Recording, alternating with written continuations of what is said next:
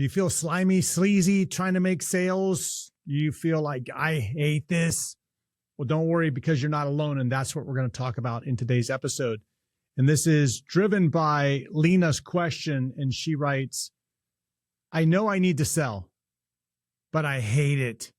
I feel pushy. How do I get better at this? Great question, Lena. Thank you. Welcome to Fix My Business. I'm your host, Scott Todd, and I have built multiple seven-figure businesses after leaving my corporate VP job.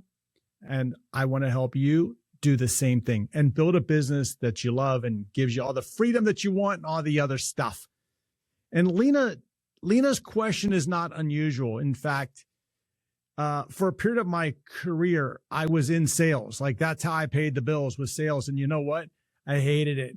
I hated selling. I had to go do it to pay the bills, but I didn't enjoy it. And when I got into my own business, I was in sales and still didn't like it. I did it, but I didn't love it. And I think that the biggest challenge here comes from changing your mindset about what sales really is. You see, when we're on the receiving end of the whole process, it feels like we're being pushed into doing things. And so then when we have to now revert into the sales piece and we have to put on our salesman hat, what happens is we have this preconceived conception of, well, what sales is. For a very long period of time, I taught a class, and one of the questions I asked was, when you think of salesperson, what do you think of? And the number one answer all the time, and look, if this is your job, I'm sorry, but this is just the honest truth, was used car salesperson. That's what people thought of when you talked about salespeople. And it's been a while since I taught that class. Maybe today they're talking about, I don't know, the door-to-door solicitors. I don't know. But you see, sales is not really convincing. It's solving problems. And I want you to think about the very last episode 69, where I gave you the doctor analogy. You see, the sales sleaze, if you will, comes from pitching things before you've diagnosed it. So let me give an example. You meet somebody and instantly, without ever knowing them, you start to say to them, hey, you should buy what I have. Well, that's pushy. That's what I would consider you agree with you is that's probably the sleazy part. But if someone has a problem, and remember, people only buy things because they have a problem, real or perceived. If somebody has a problem, then as a fellow human being, I feel compelled to help them solve that problem. I feel compelled to help you solve problems I've already had. That's why I do this podcast. And so when you reframe it from that mindset that, hey, all of a sudden, this is not about pitching somebody just to take their money. It's about saying to them, hey, here's a solution to a problem that you have. Well, now we become helpful to them. Think about that for a minute. We can help fellow mankind by helping them solve a problem. So if you hate selling, that hatred or that dislike or that discomfort probably comes from you being sold the wrong way in the past. And that's the whole idea here, is that we have to reframe what we're doing so that we're not asking for money.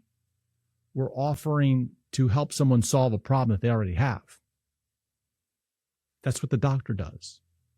The doctor identifies what problem you have because you've articulated where my throat hurts. You've articulated this, and the doctor says, okay, well, I might have the solution, and it's either this medicine or this treatment or whatever it is that's going on. And when we think about it from that perspective, we're just helping people. That's all we're doing.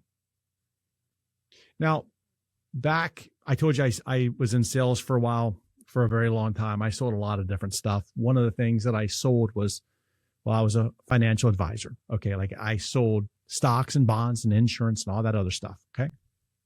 And one of the things that I learned from selling bonds is that at first it was kind of weird because I would say to somebody, hey, I'd call them up on the phone and say, hey, I've got this, municipal bond and it's paying 5% interest for 30 years. How does that sound? And they're like, oh, I don't want a bond. Okay.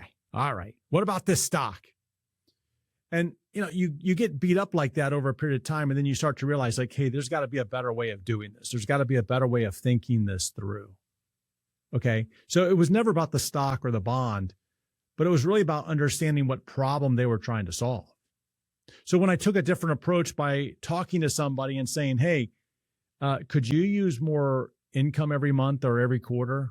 Nah, I'm good on that. Oh, are you hoping to grow your money for future generations or for future usage? Yes. See, now I knew that they weren't necessarily talking about a bond that would pay them on a monthly or quarterly basis. I knew they were looking at stock and stock appreciation, maybe some dividends in there, right? Like it was part of that conversation. So when I would go out and I would pitch something first without understanding really, really, really what the problem they were trying to solve, then I didn't feel good. But when all of a sudden I was able to help someone solve a problem that gave them more income, I felt way better. I felt better about asking them to buy whatever I was presenting because I knew they had this problem. And it didn't mean that they bought it. It could have meant that they didn't have the money. It wasn't the right time. They didn't trust me enough. They didn't know enough about me. They didn't understand what it was. There's many other reasons than just, yeah, I have this problem. Because the next component comes from understanding that not only are you able to provide the solution, but your solution is sound. And when we think about it, again, from this new lens and new perspective that, hey, we're just helping people, then it takes some of the burden off of us. The other day, a family member was asking me a question about, hey, what would you do in this situation? And I gave him an honest answer. Now, the honest answer also did not mean that I was trying to sell them something, but in some way I was selling them that my solution was correct. Now, there was no economic exchange of value here. There was no money that exchanged other than they came to me with a problem. I told them how I would solve that problem. And then in some way, I kind of had to push them a little bit to say, this is why I know this is right, even though they came to me asking me for the problem. So how many times a day do you do that? How many times in your life do you do that? How many times do people ask you for information and the only thing that's missing is you asking them to give you money in exchange for what you just gave them? That's the only missing component. Now, I did have somebody that I worked with once who was just absolutely terrified of asking for money. They were just absolutely terrified of it to the point that they were just completely shutting down. They were like, I cannot even do this business, or I can't even run a business because I cannot ask people to buy what I have. And there is that level of discomfort that's out there. That does not necessarily mean that you can't have a business. It also just means that you probably need to find somebody who can help you overcome that one piece. But my advice to her was that she should go to a Starbucks, for example, or a place that she goes to every day and ask one simple question. Just ask one simple question. And that is, can I have a discount on this because, and make whatever you want up. See, when we use the word because, we're more likely to get what we want. We're more likely to get whatever we want. That's a research. You can go Google that, right? Does the word because, go ask your favorite GPT, does the word because give me a better chance of getting what I want? 100% it does. You could walk in front of a line of people at Starbucks and say, excuse me, do you mind if I cut in line here because I'm thirsty? Well, so is everybody else in line. You will probably get all the way to the front. Try it out. Can I get a discount on this? Because I'm really not having a great day, and this discount would just like pip me up. I bet you you get it. I bet you get it. So the prescription here, the thing I want you to do is I want you to stop pitching.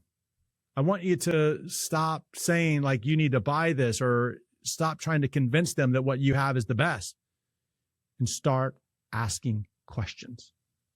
What's going on? What have you tried? What would solving this problem mean to you? What would it be like in your world if this were possible?